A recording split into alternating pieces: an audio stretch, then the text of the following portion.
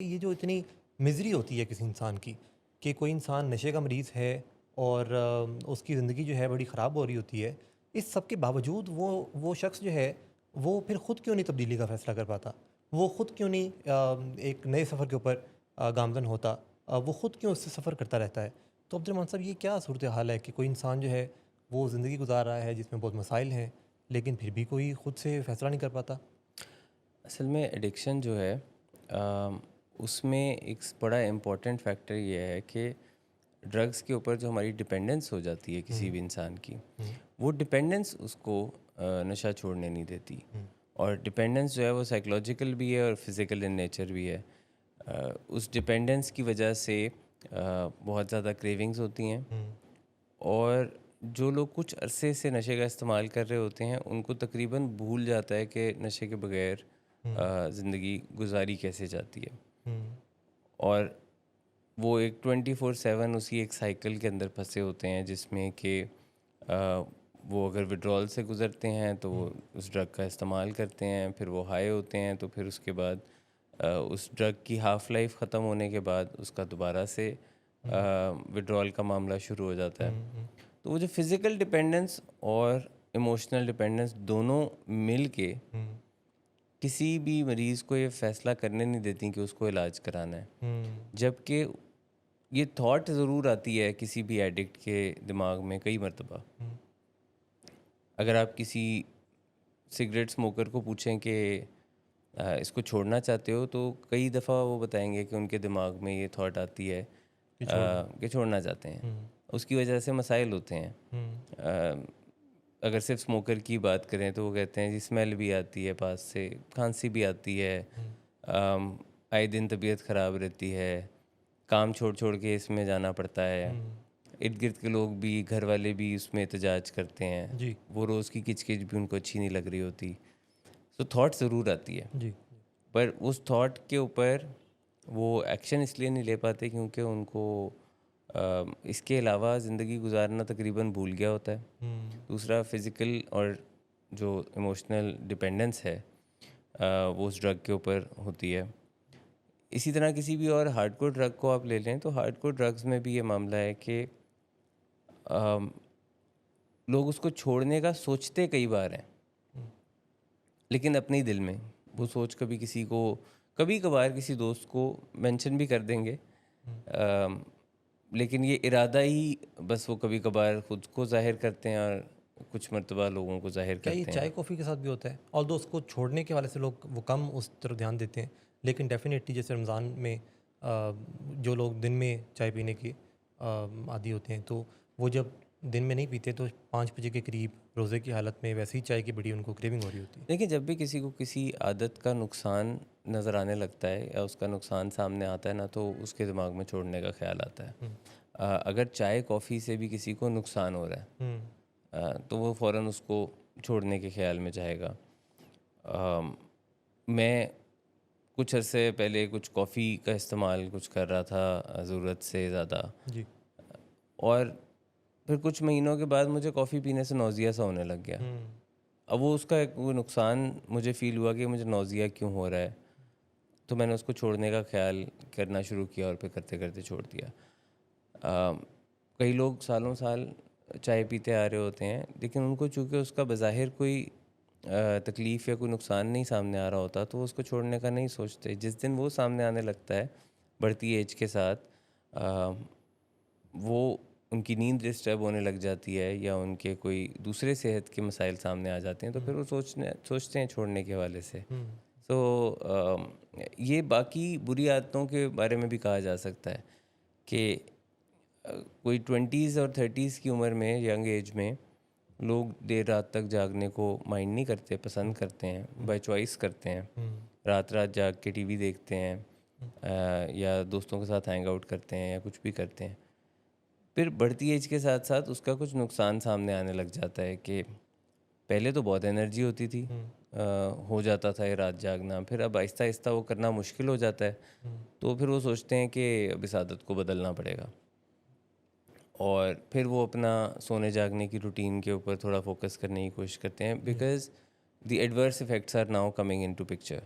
Hmm, those adverse effects are problem in functionality of their life now. तो वहाँ पे फिर लोग जो हैं वो इस बारे में गौर करते हैं और कई मरतबा कामयाबी से कर भी लेते हैं। एडिक्शन के मामले में things become more complicated because of the drugs are strong potent जी। Drugs and they are chemical in nature, जिसकी वजह से जो फिज़िकल डिपेंडेंस है एक तो वो नहीं करने देती, और फिज़िकल डिपेंडेंस जो है वो बहुत ज़्यादा मुश्किल है उसमें से निकलना। जी, जी, जी। वही काम दुनिया भर में रिहेबिलिटेशन सेंटर्स जो हैं वो कामयाबी से करने में लोगों को मदद करते हैं। And then there is some emotional dependence. कई लोग नशे का इस्तेमाल अपनी स्ट्रेस, अपने डिप्रेशन, अपने एग्रेशन, इन चीज़ों को मैनेज करने के लिए कर रहे होते हैं, या अगर नहीं भी इनको मैनेज करने के लिए कर रहे तो ऑटोमेटिकली समवॉट ड्रग्स की वजह से जी। ये चीज़ें मैनेज हो रही होती हैं बैक एंड पे। मसलन अगर किसी का मैरिजुआना का इस्तेमाल है बहुत ज़्यादा, तो मैरिजुआना जो है वो उसको किसी बात में स्ट्रेस लेने नहीं देगी, उसका दिमाग नम रखेगी फॉर द मोस्ट पार्ट। या ट्रैंक्विलाइजर्स का भी ये इफ़ेक्ट होता है कि वो नम रखेंगे किसी को बहुत ज़्यादा। या वो लोगों के जो इनहिबिशंस हैं, इनहिबिशंस लो कर देती हैं ड्रग्स, तो आपको परेशानी और फ़िक्र फाका कोई नहीं होता किसी चीज़ का। और जब इन चीज़ों को छोड़ने की थॉट आती है जी, जी। और वो रियलिटी लगने लगती है, तो फिर मरीज़ इससे दूर भागता है कि नहीं, मैंने इलाज नहीं कराना। कई मर्तबा वो इलाज को ख़ुद भी सोचते हैं और घर वालों के सामने वर्बलाइज भी करते हैं कि मुझे मदद चाहिए, और इनकी इन बातों में वालिदैन आ भी जाते हैं, बहन भाई आ भी जाते हैं इन बातों में कि वो तो खुद छोड़ने की बात करता जी, है। जी, जी। विलिंग है वो। लेकिन जब वो उसका हाथ पकड़ के कहते हैं ठीक है हम तुम्हारा कराते हैं इलाज, तो फिर वो दूसरी डायरेक्शन में भाग जाता है, वो कहता है खुद क्योंकि अब छोड़ वो दो। रियलिटी बनने की तरफ आ रहा होता है जी, इलाज। जी, अ, लेकिन जब तक वो सिर्फ एक थॉट है, जी। वो थॉट तो हर एडिक्ट के दिमाग में से कहीं ना कहीं गुजरती है। किसी अल्कोहलिक के दिमाग से भी ये थॉट कई मरतबा गुजरती है। वो ये भी सोचते हैं कि ये तो इतना मैं महंगा ख़र्चा भी करता रहता हूँ और अपना सिस्टम भी ख़राब कर रहा हूँ, अपनी फंक्शनैलिटी भी ख़राब कर रहा हूँ, छोड़ देना चाहिए मुझे।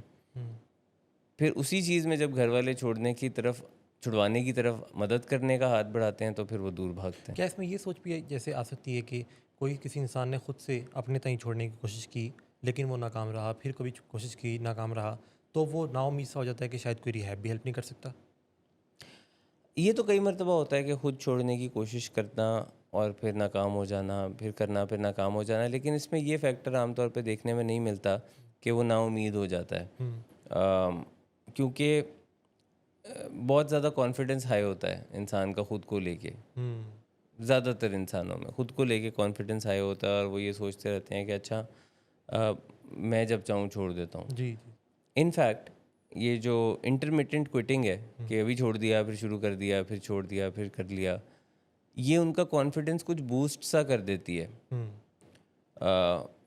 बल्कि एक सूडो कॉन्फिडेंस उनके अंदर इस बात में आ जाता है कि वो मैंने फ़लाँ मौके पे 1 हफ़्ते के लिए छोड़े रखा था।